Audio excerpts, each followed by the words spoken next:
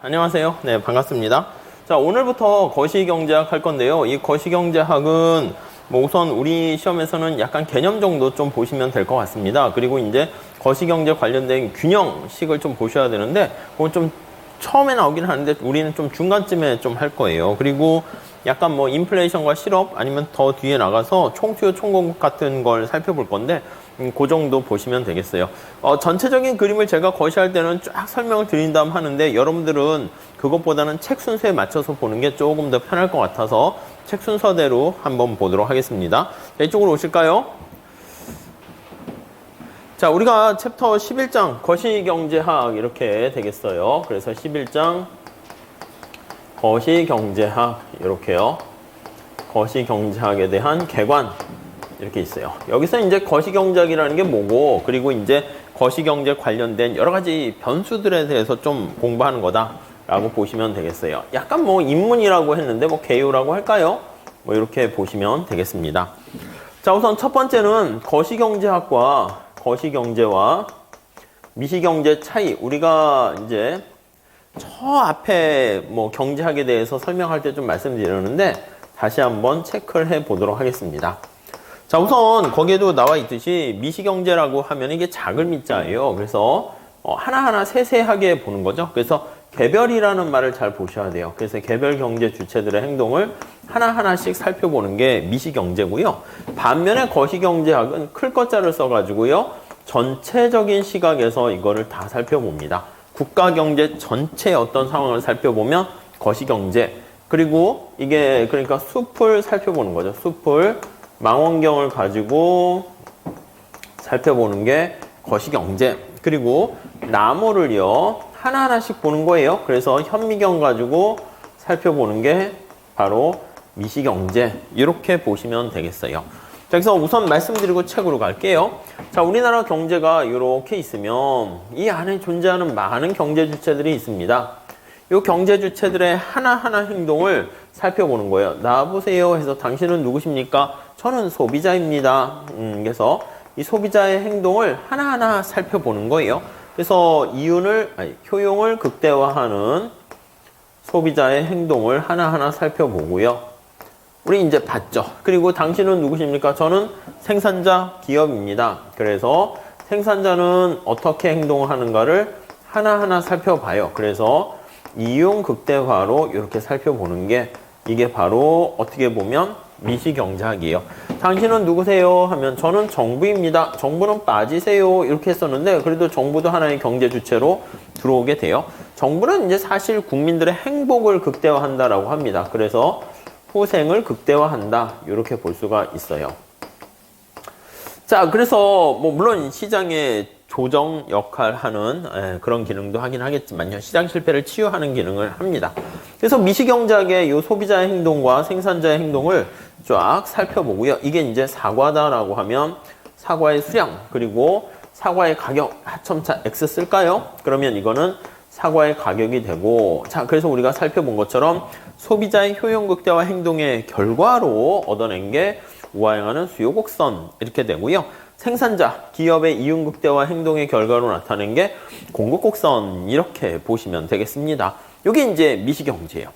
자, 근데 거시경제는요, 지금 말씀드린 것처럼 이 숲 전체를 살펴보는 거예요. 대한민국 경제를 이렇게 살펴보는 거예요.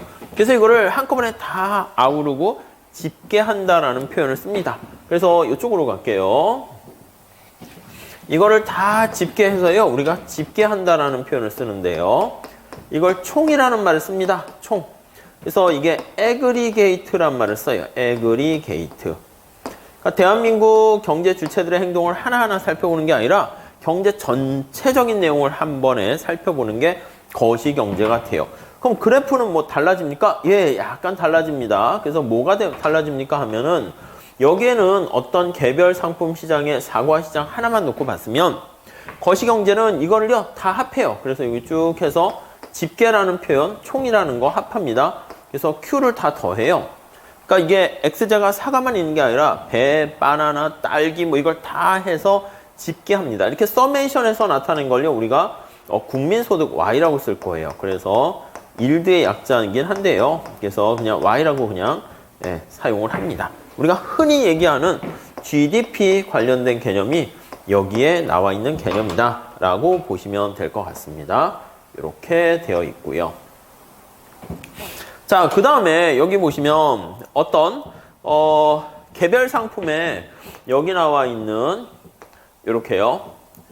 가격이 있으면 이걸 또 다 집계를 합니다. 다 집계해서 나타내는 게 바로 어떻게 됩니까? 라고 하면요. 이것도 서메이션에서 다 더해요. 그래서 이거는 사과의 가격, 바나나의 가격 모든 거를 집계해서 평균을 내요.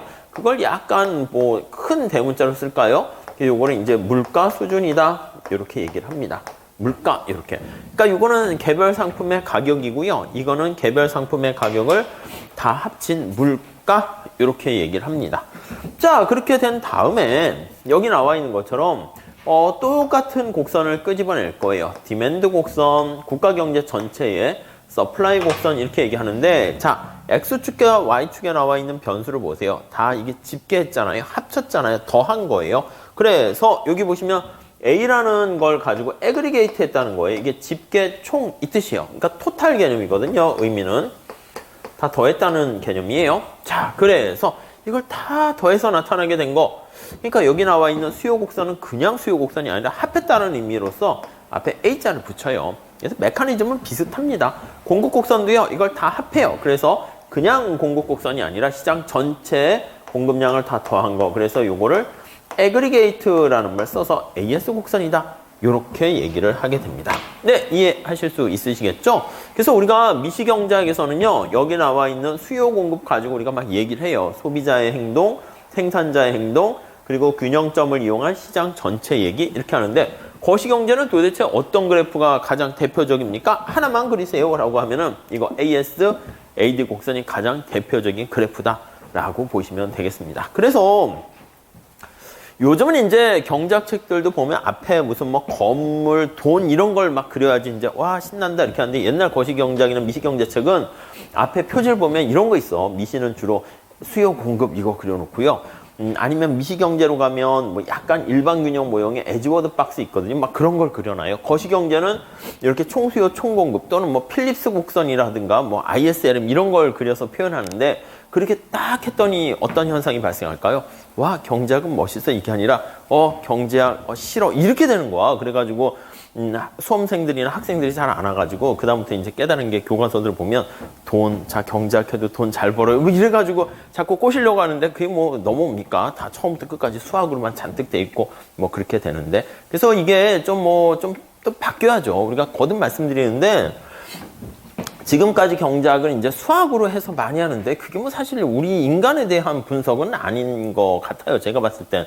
옛날에 우리가 이렇게 수학자들이 막 경제학에 넘어오기 전까지는요, 그게 소위 말하는 정치 경제예요. 그래서 어떤 뭐 경제학을 하려면 그 이념의 철학의 아니면 역사 이런 게 중요한 거죠. 그러다가 이제 수학자들이 와가지고 막 난도질을 해가지고, 제가 봤을 때는 뭐 수학을 못하면 사실 대학원 가서는 뭐 이게 애매한 상황이 되는 거예요. 근데 앞으로는 그건 알파고 경제학이고, 인간에 대해서 이제 또 더 접목하려면 우리 지난번에 살짝 보다 말았던 뭐 행동 경제학 이런 거 있잖아요. 행태 경제학. 그게 사실 인간을 더 설명을 잘해주는 거죠. 그래서 인간의 본연에 대한 탐구를 하면서 경제 분석의 툴을 접목시키는 뭐 그런 방법으로 더 가지 않을까, 뭐 그런 식으로 생각합니다.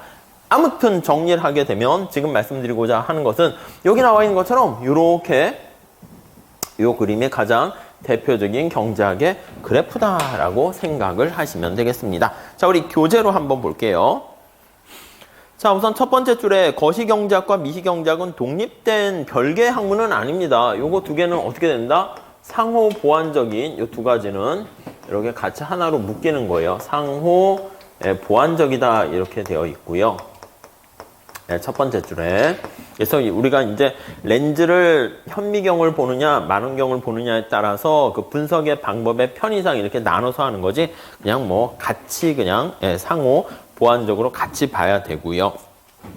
자, 세 번째 줄 볼게요. 미시경제학의 주된 관심은 의사결정 단위인 개별이라는 말 동그라미 치시죠? 개별, 인디비주얼, 그거 경제 주체 행동을 하나하나 살펴봐요. 그래서 소비자, 생산자, 정부 그런 것들을요 나무를 현미경을 가지고 바라보는 현미경 밑줄 치면 되겠죠. 반면에 거시경작은 경제 전체라는 말 체크하시죠? 애그리게이트 집계한 토탈 그 개념에 가깝습니다. 전체 움직임을 연구 대상으로 해서요. 실업과 인플레이션 등의 문제를 숲을 보듯이 숲 나와 있죠. 많은 경우를 가지고 우리가 살펴본다라고 보시면 될 것 같습니다. 네, 그 정도 정리하시면 될 것 같고요. 그래서 거기 보시면은 이 거시경제는 전체적인 측면에서 파일을 어떻게 크게 만들 것인가 제일 중요한 관심사가 이쪽으로 오시면 요거요. 국민소득 GDP를 이제 우리의 관심사라고 보시면 되겠고 이 크게 만든 거를 미시에서는 어떻게 이걸 쪼갤 것인가 약간 그런 느낌으로 보셔도 될 것 같습니다. 네, 살짝 보시고요. 넘어갑시다. 자, 그래서 우선 2번 보시면 제목을 뭐라 그랬습니까? 거시경제학의 총수요, 총공급 이렇게 ADAS 곡선을 가지고 거시경제를 분석하게 됩니다. 그래서 첫 번째 줄에 보시면 거시경제는 어느 하나의 시장만을 대상으로 분석하는 미시경제와는 달리 모든 동그라미 다시 치세요. 모든 재화나 서비스를 다 통합하여. 통합한다는 게 집계한다는 얘기야. 집계 이것도 써놓으세요. 그러니까 집계라는 말이 좀 낯설어서 통합이라고 했는데 집계해서 나타낸 총이라는 말도 동그라미 치시고요. 총체적인 시장에 대해서 분석을 하는 겁니다. 자, 다음 줄에 있듯이 미시는 어느 하나의 시장에 대해서 분석을 하면 거시는 이 총체적인 시장에 대해서 다 살펴보는 게 거시경제학의 분석 툴이다라고 보시면 될 것 같습니다. 자, 그래서 이제 우리가 비교를 하는 거야. 대한민국 10년 전과 지금의 대한민국 또는 대한민국과 미국과의 어떤 경제 상황을 비교하려고 하는데 밑에 예를 가지고 한번 보도록 할게요. 예를 통해서 한번 봅시다. 자, 거기 보시면 한국이 있고요. 미국이 있습니다. 미국이 있는데 어느 나라가 더 잘 사니 이렇게 하면은 거시경제니까 어느 하나의 상품만 볼 수 없어요. 여기 사과가 있고요. 여기 자동차가 있습니다. 이렇게. 근데 우리나라가 사과를 한 해 동안 생산한 양이 몇 개입니까? 했더니 100개를 생산했고요. 미국은 사과를 20개 생산했습니다. 그럼 사과 하나만 생산된 상품이 있으면 한국이 미국보다 5배는 잘 산다. 뭐 이렇게 얘기할 수 있겠죠. 근데 문제는 우리 한 나라가 생산하는 게 사과만 생산하는 게 아니에요. 자동차, 바나나, 뭐 딸기부터 컴퓨터 무수히 많이 생산을 한다고요. 자, 그러다 보니까 여기 자동차도 봐야 돼. 근데 자동차는 한국이 5대를 생산하는데 미국은 10대를 생산합니다. 이렇게. 그러면 자동차를 기준으로 보면 한국보다 미국이 더 잘 산다 이렇게 얘기를 할 수가 있어요. 이해가시죠? 오케이, 거기까지 됐는데 근데 문제가 생겼습니다. 사과랑 자동차를 동시에 같이 보려고 생각을 했더니 그러면 이게 좀 애매해. 사과 하나랑 자동차 하나를 가치를 동등하게 두기도 그래. 이거는 사과 조그만 거, 자동차 이거 큰 건데 또 단위도 달라. 얘는 몇 개, 얘는 몇 대 이렇게 되니까 야, 이거 어떻게 합칠 수 없을까? 그래서 이제 명절에 추석이나 설에 꼬맹이가 왔어. 유치원 다니는 애가 야, 한국과 미국 어디가 얼마나 더 잘 살까 고민했더니 아니 뭐 이렇게 고민을 하는 거야. 뭐 삼촌 이렇게 되면서 얘기하기에 한국은 뭐 사과랑 자동차 보니까 105개 생산했잖아. 뭐 단위는 좀 모르겠고 105개고 미국은 30개 생산했네. 한국이 미국보다 살기가 좋아. 이렇게 얘기하면은 어떻게 보면 맞는 것 같긴 한데 우리의 고민 문제를 해결하지 못했어요. 왜냐면 사과 하나랑 자동차 하나를 등가 똑같은 걸로 했는데 이게 같이 우리가 비교하기는 그렇다는 문제가 발생하죠. 그거 어떻게 합니까? 어떻게 하긴 우리가 이 가중치를 다르게 둬야 되는데 그 가중치가 바로 시장에서의 가격을 이용한다는 거예요. 그래서 거기 한번 볼게요. 바로 표 밑으로 가보시죠. 거기 두 번째 줄 내려가 보시면 한국과 미국의 경제 수준을 비교하는데 단순히 생산량을 합쳐서 105개랑 30개 이렇게 한다라는 것은 조금 약간 애매합니다. 그래서 어떻게 할까? 다음 단락에 가중치라는 말 나와 있죠. 시장에서 평가되는 가격을 기준으로 보면 좋겠구나. 그래서 두 번째 줄 보시면 사과 한 개가 100원이고요. 한 개가 100원 1원짜리로 가치를 기준을 동일하게 만드는 거예요. 자, 그리고 자동차는 한 대당 10,000원이라고 할게요. 10,000원 이렇게 있습니다. 이렇게 보면은 우리가 비교 평가할 수가 있을 거예요. 한국은 100원짜리 하는 거 100개 생산했으니까 10,000원의 가치를 창출했고요. 한국은 자동차를 10,000원짜리 하는 자동차를 5개 생산했으니까 50,000원이라는 가치를 창출했어요. 자, 이렇게 되면은 어떻게 돼요? 한국은 6만 원의 가치를 창출했다라는 것을 우리가 알 수가 있고요. 미국은 어떻게 됩니까? 라고 하면은요. 미국은 100원짜리 하는 거를 20개 생산했어요. 그래서 2,000원이라는 거 생산한 걸 알 수 있고, 만원짜리 하는 것을 10대 생산했습니다. 그러면 이게 10만 원 이렇게 가치를 창출한 걸 알 수 있죠. 자, 그러면 끝에 단위가 원, 요것도 맞췄기 때문에 나름대로 논리적인 일관성도 있고요. 그래서 10만 2,000원 이렇게 가치를 창출했다라는 것을 알 수가 있습니다. 그러면 이렇게 가중치를 원화로 해서 비교하게 되면 미국이 한국보다 뭐 한 2배 가까이 더 잘 사네, 이렇게 많은 가치를 창출했네 얘기를 할 수 있겠다라고 보시면 될 것 같습니다. 자, 그래서 우리가 이렇게 얘기합니다. 밑에 수평축에 나와 있는 거 보면 사과 하나만 놓고 보는 게 아니라 사과, 배, 바나나, 자동차 다 해야 되는데 집게 합쳤다는 거잖아요. 그래서 단순하게 이렇게 다른 상품, 물질적으로 다른 이질적인 상품을 합칠 수가 없어요. 그래서 여기에 나와 있는 아이디어를 이용해 가지고 그러면 그 상품의 가격을 곱하자. 그래서 밑에서 두 번째 줄에 보시면은요. 여기 이제 국민소득인데 그냥 단순히 합하지 말고 가격하고요. 그 상품의 가격과 상품의 수량을 다 곱해서 매칭시켜 가지고 합하자, 이렇게 해서 우리가 화폐 가치로 나타내요. 그래서 우리가 여기 나와 있는 GDP라는 것은 지금 얘기한 것처럼 화폐 가치로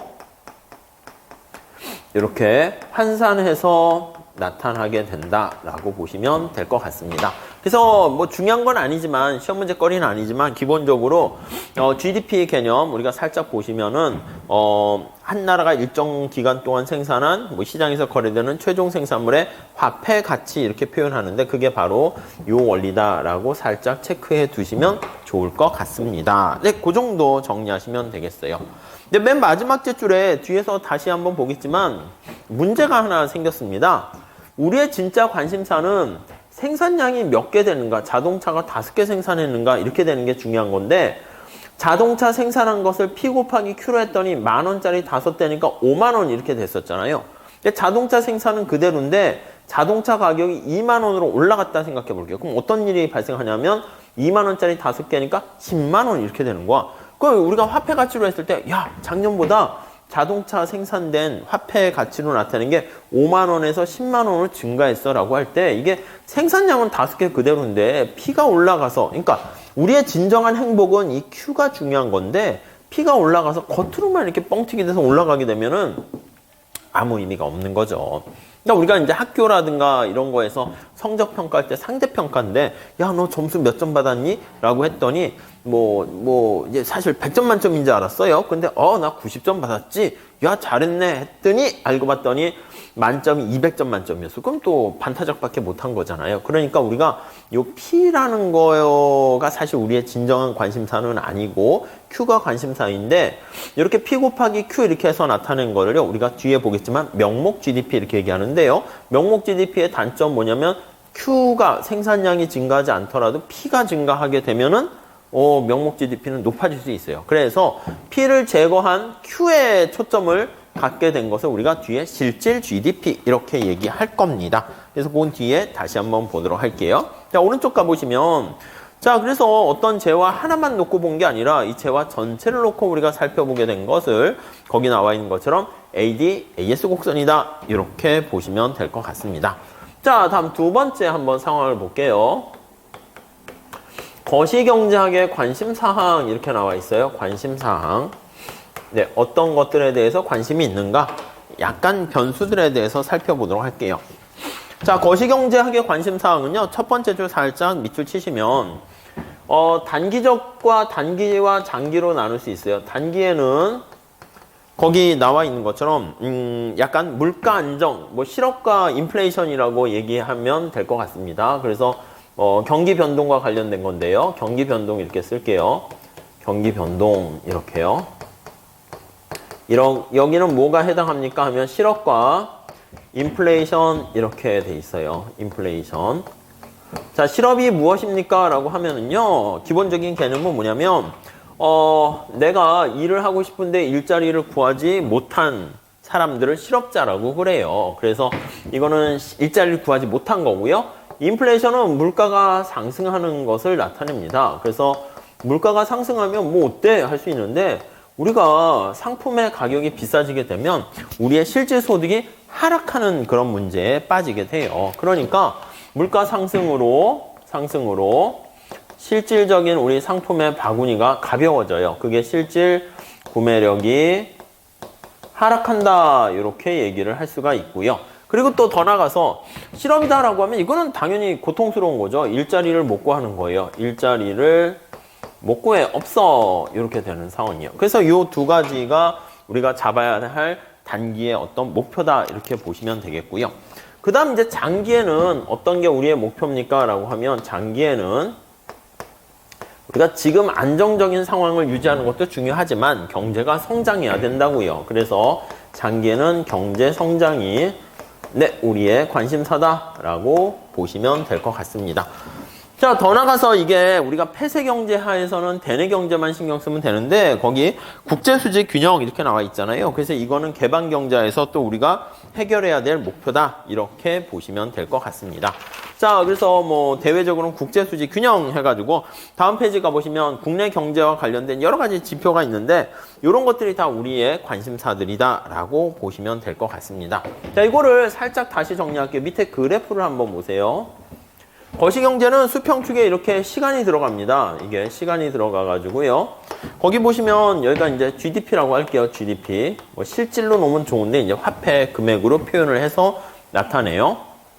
그래서 이제 물가 상승분을 제거한 실질 GDP를 놓게 되는데, 자, 거기 보세요. 1970년대부터 우리나라의 실질 GDP가 거기 보시면 이렇게 굉장히 낮았다가 이렇게 빠르게 성장하는 거 보이세요? 이렇게 빠르게 이렇게 쭉 성장하는 거. 이거 대단한 거예요, 사실. 그러니까 한국의 GDP의 추이는 이렇게 있고요. 어떤 나라는 또 가만히 보면 추이가 이렇게 있어. 같이 우리나라랑 1970년대 시작은 이렇게 했는데 이렇게 되는 나라도 있어요. 그래서 이제 보통 뭐 아프리카에 많은 나라들 있죠. 뭐 우간다라든가 케냐라든가 뭐 이런 나라들 보면은 많은 나라들은 이렇게 성장을 제대로 잘 못해요. 그래서 첫 번째 우리의 관심사는 야, 왜 대한민국은 이렇게 경제 성장을 빠르게 이루게 되었지?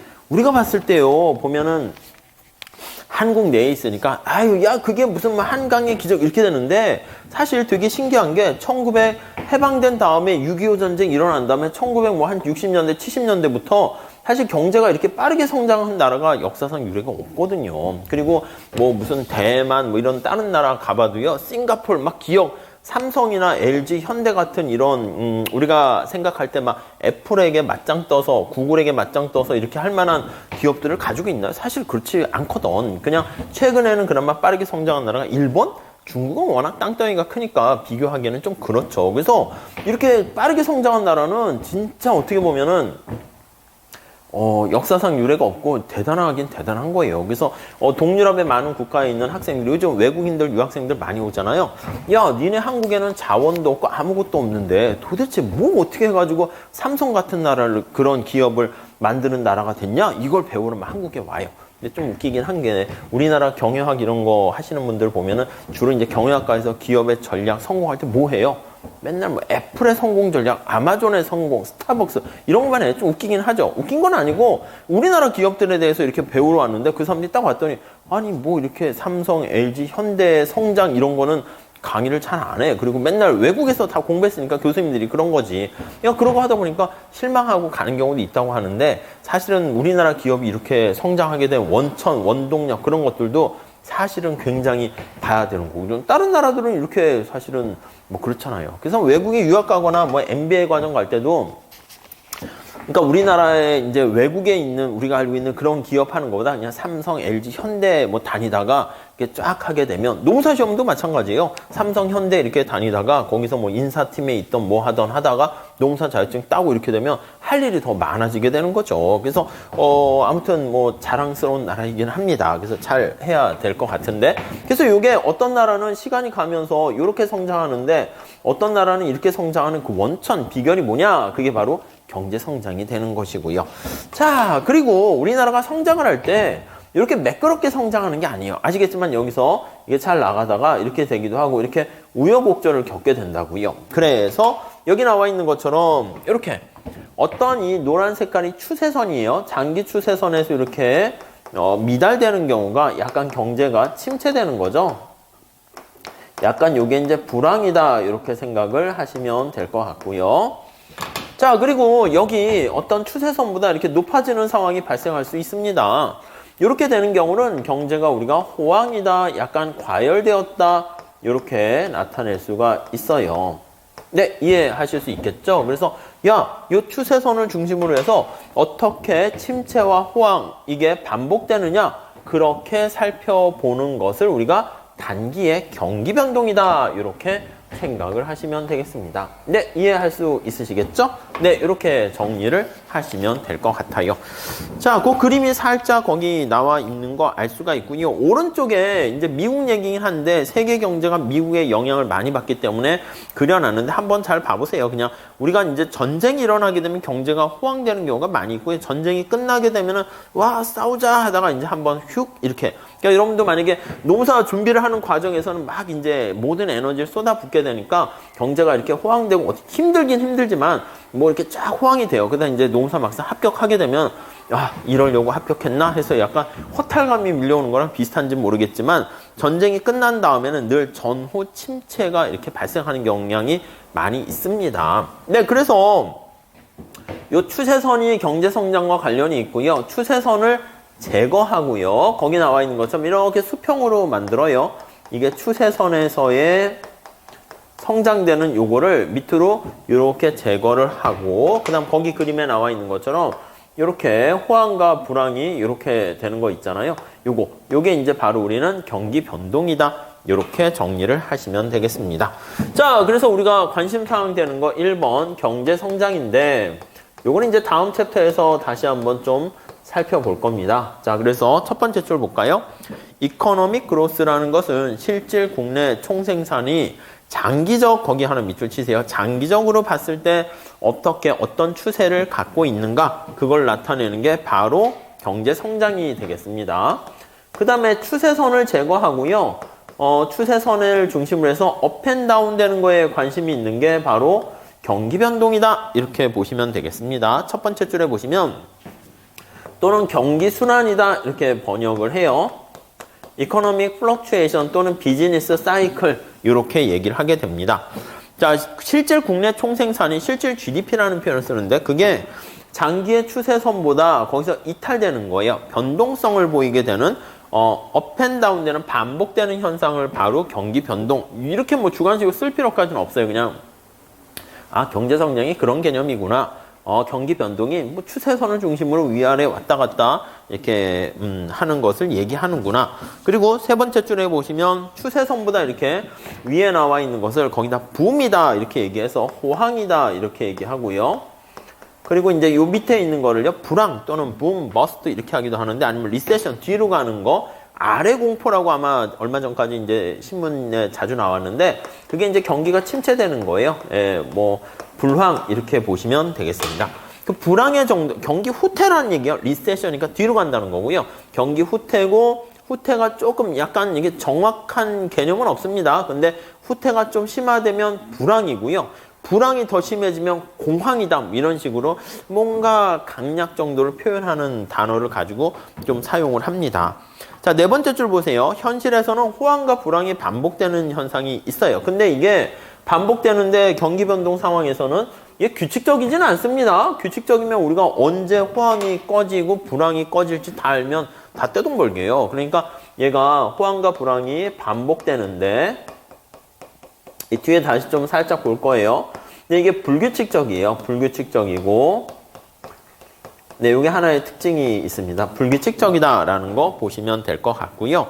그래서 규칙적인 게 아니고 불규칙적이다라고 정리하시면 되겠습니다. 그리고 한 저점에서 다른 저점까지의 기간이 뭐 그 다음 페이지에 그림이 나와 있는데 뭐 거기 뭐 쭉 나와 있는데 이걸 좀 그림을 그리게 되면 뭐 여기 한 저점에서 고점에서 고점이라고 해도 되고요. 저점에서 저점이라고 해도 되고 이게 하나의 뭐 주기다 이렇게 뭐 수능이나 중학교에서는 하는데 우리 시험 문제거리는 아니에요. 그리고 이게 이제 파도의 높낮이 같은 거 있잖아요. 점점점에서 최고점에서 최저점까지 뭐 이거를 뭐 진폭이다 뭐 이런 식으로 얘기하기도 하는데 그냥 참고로 그냥 보시면 될 것 같습니다. 네, 우리의 관심사는 단기에는 경기 변동, 장기에는 경제 성장 이렇게 보시면 되겠어요. 자, 그래서 264페이지에도 보시면 거기 우리나라 이렇게 오르락내리락하다 언제 이렇게 확 떨어졌습니까? 눈에 확 보이는 게 1980년대 한번 촥 블랙 먼데이니 그런 거 하나 있었고요. 1996년도에 보면은 거기 어떻게 돼요? 우리가 IMF 그 상황이 있었고 2008년 미국발 금융위기가 있을 때 또 한번 푹 떨어지게 되는 거 우리가 살짝 위에 그림에서 볼 수가 있겠습니다. 자, 그 정도 보시고 경기 변동과 관련된 구체적인 변수 중에 하나가 실업인데 실업에 대해서 한번 볼게요. 실업 이렇게 있어요. 실업은 노동 경작 할 때도 이제 많이 다루게 되는 것이니까 이 정도 보시고 노경에서도 또 하고 계속 이제 서로 보완적인 작용을 하게 될 겁니다. 자, 거기 보시면 실업이란 unemployment는 자, 개념을 한번 볼까요? unemployment. 아이고. 자, 개념을 한번 보시면 우선 1번 개념 첫 번째 줄 살짝 그냥 밑줄 쳐서 보시면 되겠습니다. 일을 할 능력도 있어야 돼, 사실. 그리고 일할 의사도 있어야 되는데 그럼에도 불구하고 내가 구직 활동을 나섰는데 일자리를 얻지 못한 상태를 우리가 실업이다 이렇게 보시면 돼요. 그러니까 여기 보시면 일할 사실 능력과 그리고 일할 거긴 당연한 거라서 능력을 뺐는데 의사가 있어야 돼요. 일할 의사가 없는 사람은 아예 비경할 인구로 빠지기 때문에 그거는 실업률 측정할 때 포함되지 않습니다. 일할 의사가 있으나 하고 but 해서 일자리를 갖지 못한 상태를 실업 상태다 이렇게 얘기합니다. 자, 여기서 우리가 두 번째 볼게요. 실업률의 측정 어떻게 합니까? 한번 보도록 할게요. 저 뒤에 실업 파트에서 다시 할 텐데 자, 우리 거기 밑에 한번 보시면 우선 두 번째 줄 보세요. 실업률을 측정하는 방법은 먼저 만 15세 이상 노동 가능 인구 중에서 경제활동에 참가할 의지가 있는 사람을 경제활동 인구라고 얘기합니다. 자, 대한민국 전체 인원을 대상으로 하지 않습니다. 대한민국 전체 인원들 중에서 15세 미만은 빼요. 유치원하고 초등학생들은 이제 학교 다녀야지 얘네들이 일할 상황이 되는 건 아니잖아요. 그래서 미성년자에 해당하는 거니까 이 사람들은 이제 빼고요. 15세 이상 인구가 우리의 첫 번째 관심사가 된다라고 보시면 되겠어요. 그래서 15세 이상 인구가 거기 나와 있는 것처럼 노동 가능 인구 이렇게 얘기합니다. 그래서 노동 가능 인구 이렇게 되고요. 이해되시죠? 자, 근데 노동 가능 인구 중에서 또 이제 우리가 좀 빼야 되는 게 일할 의사가 없는 사람도 빼요. 그게 거기 보시면 일할 의사가 없는 사람을 비경활 인구라 그러고 일할 의사가 있는 사람을 경제활동 인구 이렇게 얘기합니다. 그래서 빨간색 이렇게 해가지고요. 여기는 비경활 인구 이렇게 얘기합니다. 비경활 인구 이렇게요. 이건 아예 일할 의사가 없는 사람이에요. 그래서 일할 의사가 없어 이렇게 되는 거죠. 그러면 왜 문제입니까? 여기요. 일할 의사가 있으나 라는 게 전제로 깔려 있어야 돼. 일할 의사가 없으면 아예 실업률을 측정하는데 일할 의사가 없어서 내가 집에서 놀고 있다. 그거는 안쓰럽거나 불쌍한 것도 아니죠. 어떻게 보면 그냥 자기가 선택한 거니까. 그래서 일할 의사가 있는데 일자리 못 구하는 게 문제가 되기 때문에 우리의 관심사는 일할 의사가 있는 사람 이렇게 얘기합니다. 자, 다시요. 15세 이상 인구 중에서 일할 의사가 없는 사람 이걸 비경활 인구인데 그걸 뺀 이 파란 색깔이 이제 경활 인구, 경제활동 인구 이렇게 얘기합니다. 경제활동 인구 이렇게 얘기해요. 이거는 일할 의사가 있다니까요. 자, 이 중에서 직장을 구한 사람이 있고요. 요거 구한 사람 이거를 쭉 하면 이게 취업자, 직장을 못 구한 사람은 실업자 이렇게 해서 나누게 됩니다. 이해되시죠? 그래서 대한민국 전체 사람에 해당하는 사람은 요 안에 들어갈 거예요. 15세 미만에 포함되는지, 그 다음에 이상에 포함되는지, 그 다음 이상 중에서도 일할 의사가 없는 사람의 비경활 인구에 포함되는지, 경활 인구에 포함되는지, 경활 인구다라고 하면 취업을 했는지, 취업을 못 했는지, 이렇게 나타내고요. 자, 우선 맨 마지막 줄도 살짝 체크해 주세요. 뒤에 좀 자세하게 볼 건데, 경제활동 인구는 그래서 취업자와 실업자로 구분되는데 여기 나와 있죠. 경활 인구는 취업자와 실업자로 구분되는데 취업자는 어떤 사람입니까? 그걸 살짝 한번 볼게요. 일하는 취업자는 어떤 사람입니까? 라고 하면은 직장을 구한 사람이죠. 근데 어느 일정 시점에서 우리가 딱 물어볼 수밖에 없어요. 그래서 매월 15일이 속한 일주일 동안 돈을 벌기 위해서 수입을 목적으로 1시간 이상, 1시간이든 2시간이든 뭐 어차피 뭐 그냥 기준은 정해야 되니까 1시간으로 했어요. 일을 한 사람을 취업자다 이렇게 얘기하고요. 돈을 벌 목적이에요. 근데 저는 돈 안 받았는데요. 아니 왜 안 받았지? 봤더니 아빠 일을 도운 거야. 그래서 단 자기 가구에서 경영을 하는 농장이나 사업체를 위해서 주당 18시간 이상 일하는 무급 가족 종사자든 18시간 이상 일을 했는데 돈을 안 받았어. 이거는 수입을 목적으로 하지 않아도 그냥 취업했다 이렇게 보시면 되겠고요. 또 원래 직장이나 사업체를 갖고 있었는데 일시적인 질병 밑줄 치세요. 잠깐 아픈 거야. 일기불순, 휴가, 노동쟁이 등의 사유로 조사기간 대상 중에 잠깐 일하지 못한 일시적인 휴무자도 취업자다 이렇게 보시면 되겠습니다. 그게 이제 다음 중 우리 객관식에서 뭐 취업자와 아니면 실업에 대한 설명 등 틀린 것은 해가지고 뭐 블라블라 해가지고 이런 사람들은 뭐 취업자가 아니다 해가지고 이제 물어보기도 합니다. 그래서 살짝 보시고 뒤에 실업 파트에서 좀 더 자세하게 볼 겁니다. 반면에 실업자는 맨 마지막 제줄에 보시면 적극적으로 일자리를 구직하려고 노력했는데 아이고 취업을 하지 못한 상황을 나타냅니다. 다음 페이지 한번 볼게요. 267페이지가 보시면 첫 번째 줄에 수입이 있는 일자리에 종사하지 못한 사람. 그래서 일이 있으면 즉시 저는 일할 수 있는 사람입니다. 이런 사람들. 아니면 과거에 구직 활동을 했어요. 내가 지금 일자리는 못 구하고 구직 활동을 나서지 않지만은 거기 과거에 구직 활동을 했는데 잠깐 일기불순 구직 결과 대기하고 있거나 자영업 준비 등의 특별한 사유로 구직 활동을 하지 못한 사람들, 이런 사람들도 우리가 실업자에 포함시킵니다. 그럼 비경활 인구는 뭡니까? 좀 처음 듣는 건데요. 일할 의사가 없는 건데 이게 자기가 선택한 것도 있는데 거기 나와 있는 것처럼 약간 가정주부, 학생의 본연의 목표는 뭐예요? 직장을 구하는 게 아니라 공부를 하는 거니까 그런 사람들, 아니면 일할 수 없는 연로자, 뭐 은퇴했거나 이런 분들, 15세 이상 인구지만 일할 의사가 없어서 비경활 인구에 빠지는 겁니다. 아니면 구직 단념자 밑줄 치세요. 심신장애자도 뭐 포함되는데 구직 단념자가 또 실업자가 돼요. 비경활 인구에 가서 실업에는 포함이 안 됩니다. 자, 그래서 다시 정리하면 요거는 이제 실업자 이렇게 되는데요. 실업자. 자, 뒤에 다시 한번 볼 거예요. 근데 실업률은 어떻게 측정합니까? 라고 하면 실업률은 소문자 유라고 쓸게요. 그래서 분모에는 뭐가 됩니까? 라고 하면 취업자 수 더하기 실업자 수에다가 분모에는 실업자 수를 이렇게 곱해요. 그래서 곱하기 100 해서 퍼센티지로 나타낸다 라고 보시면 될 것 같습니다. 이 정도까지만 할게요. 그리고 나중에 다시 보겠지만 구직 단념자 같은 사람은 여기 취업을 못하긴 했지만 일할 의사가 없어서 밑으로 빠지다 보니까 오히려 구직 단념자는 비경활 인구에 포함된다고 말씀드렸죠. 밑줄 쳐달라고 그랬어요. 그것 때문에 구직 단념자가 발생하게 되면 실업률이 오히려 낮아져요. 그런데 경제 상황은 더 악화되는 거거든요. 그래서 우리가 그게 자주 시험에 출제되기도 합니다. 자, 그 정도 보시고 이쪽으로 오실게요. 자, 그 다음에는 우리 인플레이션에 대한 개념을 살짝 말씀드리도록 하겠습니다. 같이 한번 볼게요.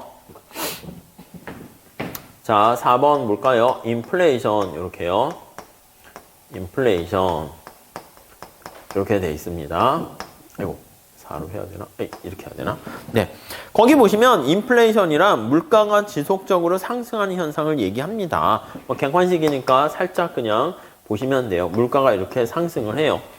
사실 예로부터 물가가 상승하지 않은 적은 없거든요. 그러니까 단순히 상승한다라는 것은 좀 의미가 없고요. 우리가 살짝 이렇게 볼게요. 물가의 상승률이 증가하는 경우를 인플레이션이라 얘기해요. 그래서 흐름 자체가 이렇게 빠르게 올라가는 거야. 이게 이제 P라고 하면 상승 속도가 빠르게 올라가고요. 이렇게 있다가 좀 체감적으로 올라가고 이렇게 내려가는 경우. 그래서 이렇게 물가 수준이 내려가는 경우는 흔하지 않습니다. 근데 이런 경우는 우리가 이제 디플레이션이라고 얘기해요. 요즘이 이제 사실 어떻게 보면 디플레이션과 같은 위기가 달성된다라고 하는데 얘는 물가가 하락하는 거예요. 물가가 하락하는 것이고 자, 왼쪽에서는 우리가 무슨 뭐 한계 효용에 체감하는 거랑 비슷하게 왼쪽에서는 물가 수준이 다 올라가요. 근데 여기랑 여기의 차이점 뭐냐면 얘는 올라가는데 서서히 올라가잖아요. 서서히. 그리고 이쪽에서는 어떻게 됩니까? 라고 하면 뭐라고 할까? 노랑으로 할까요? 얘는 빠르게 올라가요. 빠르게. 이걸 좀 구별을 해서 교수님들마다 좀 차이가 있긴 하지만 이런 경우를 빠르게 물가가 상승하는 것을 인플레이션이다, 인플레라고만 쓸게요. 이렇게 표현을 하고요. 근데 요거는 인플레이션이 물가가 상승하는 게 좀 약간 억제되는 상황이잖아요. 그래서 이런 경우를 우리가 디스인플레이션 이렇게 표현하기도 합니다. 디스인플레이션, 상승률 자체가 좀 둔화되는 거예요. 상승하긴 하지만 디스인플레이션이다. 이렇게 구별하기도 합니다. 네, 이렇게 살짝 보시면 될 것 같고요. 자, 우선 첫 번째 인플레이션에 대한 요거요. 4번 개념 먼저 한번 볼게요. 개념. 지금 살펴본 것처럼 물가 수준이 지속적으로 상승하는 걸 얘기합니다. 그리고 거기 첫 번째 단락에 나와 있는 것처럼 어떤 개별 시장에서 하나의 상품의 가격이 아니라 전체적인 약간 상품을 다 가능한 한 더해서 평균치라는 말 밑줄 치시고요. 평균치가 어떻게 됐는가 그걸 보는 겁니다. 자, 그리고 두 번째 보시면 인플레이션에 대한 영향, 요게 이제 중요한 건데요. 요 인플레이션 파트에서 살짝 다시 할 거지만 살짝 체크해 보도록 하겠습니다. 먼저 인플레이션이 발생하게 되면 좋은 게 아니에요. 그래서 첫 번째 줄에 두 번째 단락의 첫 번째 줄에 보시면 사회적으로 비용을 초래하게 됩니다. 어떤 비용이 발생합니까? 라고 하면요. 첫 번째는요. 아니, 재화의 가격이 평균적으로 상승했다는 거지 모든 상품의 가격이 똑같이 상승하는 게 아니에요. 여러분, 집값이 좀 잡았다, 내려갔다라고 해서 모든 전국의 집값이 일률적으로 내려갑니까? 그게 아니죠. 어떤 뭐 강남에 있는 지역은 오히려 더 오를 수 있고 지방에 많은 지역은 더 내려갈 수 있고 뭐 그렇게 되는 거예요. 물가가 올라가도 집값이 올라가도 모든 데가 다 균일하게 다 올라가는 게 아니거든. 똑같이 다 올라가게 되면 다 뭐 큰 문제가 없잖아요. 상대 가격이 이제 사실 변화해서 문제되는 거죠. 그래서 거기 보시면 모든 재화의 가격이 동일한 비율로 상승하는 것도 아니고요. 또 더 나가서 부동산, 골동품과 같은 상품에 투기하는 현상이 심해질 수 있어요. 그래서 첫 번째는 모든 상품의 가격이 동시에 일률적으로 같은 비율로 일률적으로 상승하는 것이 아니에요. 상승이 아님. 그러니까 어떤 거는 오르고 왜냐하면 평균이기 때문에 그런 거예요. 그래서 왜냐하면 평균치기 때문에 그래요. 이해 가시죠? 두 번째 볼게요. 자, 인플레이션이 발생하게 되면 우리가 화폐를 가지고 있는 사람들이 가난해져요. 그래서 첫 번째는 화폐의 가치가, 실질 가치가 하락해요. 가치가 하락 이렇게 됩니다. 우리가 흔히 생각할 때 이럴 수 있죠. 아니, 우리나라가 가난하고 돈이 없어. 야, 그럼 돈 찍으면 되잖아. 그 5만 원짜리 찍으면 되는 거 아니야? 생각해 보세요. 여기 사과가 10개가 있어요. 근데 여기 1원짜리가 만약에 10개가 있어요. 이게 10원 1원짜리가 10개 있어요. 그러면 사과를 하나 구입할 때 얼마로 하면 됩니까? 하면 1원 가지고 사과를 한 개를 구입할 수 있어요. 그래서 1원으로 그러면 우리가 사과를 한 개를 서로 이렇게 교환을 할 수가 있게 됩니다. 자, 근데 정부가 아이고 우리나라가 지금 돈이 없네. 자, 중앙은행에다가 조폐공사에다 막 돈을 찍어가지고 중앙은행에다가 돈을 이렇게 20개로 찍어냈어요. 막 화폐를 발행한 거야. 그렇게 되면 사과가 돈을 찍어낸다고 사과가 막 더 열려요? 안 그렇거든. 그러면 우리가 이게 바로 인플레이션이 되는 거거든. 사과 하나, 그러니까 구입하기 위해서 옛날에 1원짜리 하나면 되는데 이제 1원짜리 두 개를 줘야 되는 거예요. 그러면 1원짜리 하나의 가치는 사과의 이제 반개 0.5개라 쓸까요? 0.5개랑 가치가 똑같아지는 거예요. 그래서 1원의 가치가 자꾸 떨어지게 돼요. 그래서 화폐로 보유하고 있는 사람 같은 경우에는 가난해져요. 화폐 가치가 하락한다는 것은 현금 보유자가 가난해집니다. 아니, 그러면 어떻게 해야 됩니까? 그러니까 할 수 없이 인플레가 막 발생하는 경우에는 뭐 1원의 가치, 화폐, 지폐가 의미 없으니까 그래서 사람들이 뭔가 부동산, 실물적인 자산으로 가요. 아무런 실물적인 자산이 이제 기업이라든가 공장을 짓는 데로 가면 괜찮은데 뭐 기업 경기도 안 좋고 이럴 가능성이 있는 경우에는 부동산, 골동품, 뭐 미술품 이런 데 이제 가게 되는 거죠. 어떤 사람은 얘기하더라고요. 아니, 우리가 5만 원짜리 지폐가 있으면 이게 화폐 가치가 5만 원의 가치가 있어요. 내재 가치가 없잖아요. 차라리 뭐 10원짜리, 요즘 막 10원짜리도 없죠. 그렇게 뭐 구리 같이 돼 있는 그거를 갖고 있으면 이게 전쟁이 나면 이게 녹여가지고 10원 이상의 가치가 있으니까 그냥 자질구레하게 동전 딸랑딸랑 해가지고 들고 다니긴 그렇지만 집에다가는 10원짜리 많이 갖고 있으면 오히려 10원 이상의 가치를 우리가 발휘할 수 있기 때문에 훨씬 더 낫다. 이렇게 되는 거죠. 아니면 부동산, 골동품, 아니면 내을 하는 게 금 이런 거 하죠. 금 이런 쪽으로 돈이 막 가게 됩니다. 그러니까 별로 좋은 게 아니죠. 원화의 가치가 하락하게 되는 거예요. 아니면 달러로 막 가요. 경기가 우리나라 경제가 안 좋아질 것 같아 그러면 달러를 사더라. 이게 뭐예요? 그냥 미국이 망하면 세계가 다 망하는 거니까 설마 미국이 망하겠어? 이런 식으로 되는 거죠. 그래서 왜 공무원들을 하려고 해요? 공무원은 이제 기업이 아니라 공무원, 국가가 망해야지 공무원 일자리가 없어지는 거니까 국가 망하면 다 죽는 거잖아. 사실 그러니까 사실 그나마 제일 안정적인 직장인 것처럼 달러가 그나마 제일 화폐 중에서는 안전자산이라고 할 수가 있겠죠. 아무튼 거기에 나와 있는 것처럼 자, 골동품과 부동산과 같은 상품의 투기가 심해질 수가 있고요. 그리고 세 번째 더 중요한 건데 요거 밑줄 치세요. 자, 예상치 못한 인플레이션이 발생하게 되면요. 채무자가 유리해지고 채권자가 불리해진다라는 게 하나의 특징이에요. 채권자가 불리해지고요. 그리고 채무자가 이제 빚진 사람이잖아요. 채무자가 유리해집니다. 우리 뒤에 다시 한번 보긴 할 텐데요. 1970년대 그 대학 등록금이 얼마였는지 아세요? 뒤에 한국은행 표 볼 거예요. 대략 한 20만 원 이렇게 됐어요. 20만 원. 20만 원 이제 4년제 대학 등록금이에요. 뭐 짜장면 가격은 뭐 500원도 아니고 뭐 40원 막 이런 상황이 되는 상황이었죠. 아니, 이렇게 되는데 어떤 사람이 1970년대 대학을 다녔는데 이게 돈이 없어가지고 막 힘들어했어. 나 어떡하지? 대학 등록금 못 내겠네? 그럼 이제 그 당시에는 그러면 대학을 안 다녀요. 왜냐면 대학 안 다녀도 취업할 만한 데는 뭐 좋은 데 많거든요. 오히려 대학을 다닌다라고 하면은 글쎄 그냥 뭐 집에나 돈 있어 약간 그런 거죠. 돈이 없는데도 다니는 사람은 물론 뭐 진리를 탐구하거나 여러 가지 목표하는 바가 있어서 다니는 사람도 있긴 하지만 대부분 사람들은 그러면 그냥 취업을 해요. 공장이나 회사나 그때는 막 경제가 성장하니까. 자, 그런데 이 사람은 다니려고 했는데 돈이 없어서 그냥 중도 자퇴할까 생각하고 있었는데 친구가 돈을 빌려줘서 대학 등록금을 내고 졸업을 했어. 근데 그때만 해도 전화도 없고 그 다음에 무슨 휴대폰도 당연히 없고 인터넷, SNS 없으니까 못 만나는 거야. 못 만나다가 세월이 흘러가지고 2020 어휴 시간 빨리 가네요. 진짜 자꾸 옛날 얘기하면 꼰대 소리 드는데 2000년이 올지도 몰랐어요. 2000년 오면 그 전에는 1999년에서 2000년 하면은 이게 밀레니엄이 돼가지고 세계가 망하느니 그래서 지구 종말설도 있어가지고 진짜 막 산으로 가는 사람도 많았어요. 집 다 팔고 막 산으로 가서 막 기도하고 있다가 아이고 종말이 안 오네 해가지고 망하고요. 오직 제가 궁금하면 서점에 가니까 종말론이라는 책이 팔아가지고 책을 사서 봤더니 아니 옛날부터 지구가 망한다라는 썰을 주장했던 많은 사람들은 엄청 많더라고요. 아무튼 그 얘기는 그냥 접고요. 2020년 이렇게 됐더니 아이고 인터넷과 페북과 이런 게 있어가지고 또 밴드와 이런 것 때문에 친구들이 연말 연초에 모임을 하는 거야. 그래서 나도 거기 갔더니 나한테 돈을 빌려준 친구가 거기 왔어. 그래가지고 아이고 친구야 니도가 내가 말이야 대학을 졸업해가지고 지금 이 하나의 회사에서 내가 사장도 하고 돈도 많이 벌었지. 그때 진짜 고마워. 돈 좀 갚을게 해가지고 20만 원 주면 지금 장난해요. 그때 20만 원이나 지금 20만 원 같아요?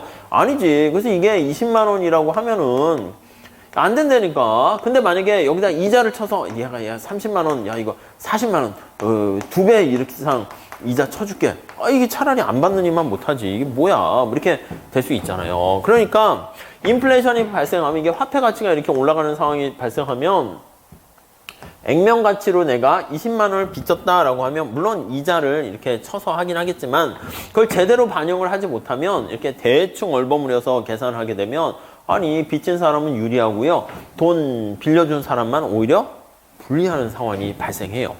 자, 그러니까 인플레가 계속 발생하는 상황에서 어떤 일이 발생하냐면 아니 이거 빚 내가지고요 뭐 해도 상관없어. 빚 낼수록 유리한 거예요. 그래서 내가 빚을 내가지고 집을 사면 아니 그렇게 되면 오히려 더 괜찮은 거죠. 그래서 미국의 서프라임 모기지도 뭐냐면 서브 프라임이잖아요. 우리 학원이 프라임인데 말 그대로 서브 프라임이니까 프라임 우량 등급 밑에 있는 사람들한테도 모기지 집을 살 때 돈을 빌려주는 거야. 옛날 같으면 그런 사람들한테 야 너 뭐 네 신용을 뭘 보고 빌려줘 이렇게 되죠. 담보 가져와 이렇게 되는데 은행이나 이런 데 돈이 너무 많은 거야. 그래서 은행이 돈을 갖고 있으면 우리 경제학적으로 기회비용이 큰 거잖아. 이거 어떡하지? 누군가에게 빌려줘가지고 이자를 받아야지 은행들도 돈이 막 생기고 뭐 연기금 보험 이런 게 돈이 너무 많이 넘치는 거야. 그러다 보니까 집값의 거의 99.9%까지 돈을 빌려줬어. 내가 미국에 가서 집을 사는데 10억짜리 집을 사요. 근데 9,900만 원까지 9억 9,900만 원까지 돈을 빌려주게 되는데 그거 괜찮아. 왜냐면 집값은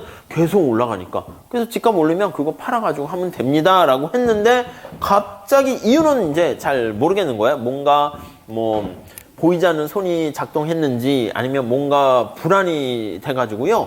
갑자기 이게 경제가 막 붕괴되면서 경제 인플레가 아니라 경기 침체가 약간 되는 거야. 그러니까 물가 수준이 저렇게 내려가게 되면 거꾸로 작동돼요. 잘 보세요. 인플레이션이 되면은 누가 유리하다고요? 돈 빌린 사람이 유리해지는데 디플레이션이 발생하면 어떻게 돼요? 내가 갚아야 될 채무자가 불리해지는 거야. 그래서 이자 내기도 굉장히 힘들어지는 거야. 그래서 이자를 좀 따박따박 집값이 올라가니까 내면서 버티려고 했었는데 아니 경제 침체가 이상하게 되면서 디플레 상황이 발생하니까 이 빚진 사람들이 이자 내기도 힘든 거야. 그래서 배째 해가지고 들어놓고 이렇게 되니까 그 사람들한테 돈을 빌려준 은행도 이게 돈 못 받으면 다 이게 뭐 돈이 날아가는 거잖아요. 그게 연쇄 작용되면서 경제가 붕 이렇게 된 거죠. 자, 그래서 우리가 요즘 같은 경우에는 디플레이션도 중요한데요. 그 나중에 좀 보시긴 할 거고요. 아무튼 여기서 말씀드리고자 하는 것은 인플레이션을 기준으로 하세요. 그러면 채무자가 유리해진다라는 정도까지만 살짝 보시면 될 것 같습니다. 자, 그리고요. 고정된 명목임금 받는 노동자도 불리해집니다. 그래서 채권자가 불리해지고요. 저는요. 뭐 프라임 기업에 오면요. 종신고용 하겠습니다. 연봉 얼마로 할래요? 1억 죽을 때까지 1억으로 고정된 임금으로 받을래요. 이렇게 했어요. 근데 1억이 지금은 이제 억대 연봉이고 좋아 보이는데 이런 식으로 인플레가 많이 발생하면 1억의 가치가 확 떨어질 수 있잖아. 그러니까 이렇게 명목 가치로 이렇게 딱 고정한 사람들은 인플레가 발생하면 1원의 화폐 가치가 떨어지니까 1억이 아닌 상황이 발생할 수 있습니다. 자, 그래서요. 특히 연금을 받는데 나는 연금이 매달 500만 원씩 나와. 그 지금 500원 좀 클 수 있는데 이게 10년 후에 엄청난 인플레가 발생하면은 그 500의 가치가 뭐 밥 한 끼 사 먹었더니 그냥 500 끝나고 그럴 수도 있는 상황이 발생하면 굉장히 위험한 상황이 되겠죠. 자, 그래서 거기 고정된 명목임금을 받고 있는 노동자 같은 경우에 그 노동자가 채권자가 되는 것입니다. 그러면 그런 사람들이 불리해지는 것이고요. 자, 채무자는 빚진 사람인데 누가 빚진 사람입니까? 하면 기업이 이제 채무자죠. 뭐 보통 자금을 빌려주는 채권자가 이게 저축자예요. 저축자 어떻게 보면 돈을 빌려주는 사람이고 이게 투자자예요. 투자자.